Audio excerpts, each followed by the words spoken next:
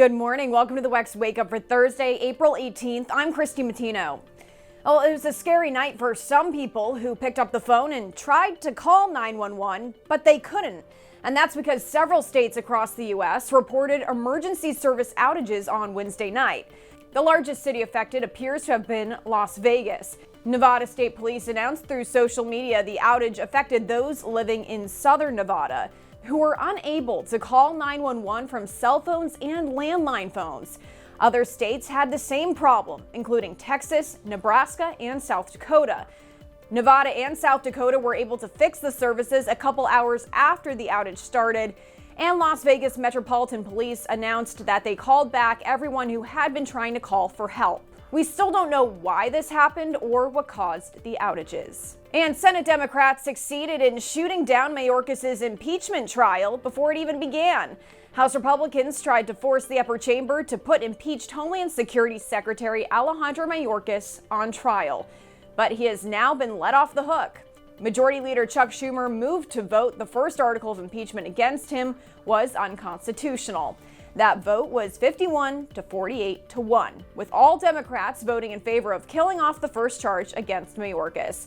Schumer also made a similar effort to get rid of the second and final article of impeachment. That vote was 51 to 49, and the impeachment proceedings ended in under 4 hours.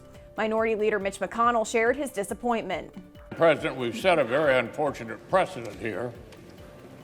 This means that the Senate can ignore, in effect, the House's impeachment. And by doing what we just did, we have, in effect, ignored the directions of the House, which were to have a trial. We had no evidence, no procedure. This is a day that's not a proud day in the history of the Senate. And President Biden promised Pittsburgh workers tariffs on China in order to protect union jobs. Our Hasten Willis has more on Biden's campaign stop in the Keystone State. President Biden is taking a populist turn as he campaigns in Pittsburgh, Pennsylvania. Look, right now, my U.S. Trade Representative is investigating trade practices by the Chinese government regarding steel and aluminum. If that investigation confirms these anti-competitive trade practices, then I'm calling on her to consider tripling the tariff rates for both steel imports and aluminum imports from China. Biden opposed trade tariffs during the 2020 election, leading Republicans to accuse him of following Trump's lead.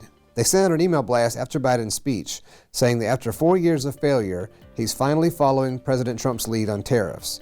Americans deserve leadership, not lip service. Both candidates are heavily focused on manufacturing workers in Rust Belt states as the election approaches. I'm Hasten Willis for the Washington Examiner.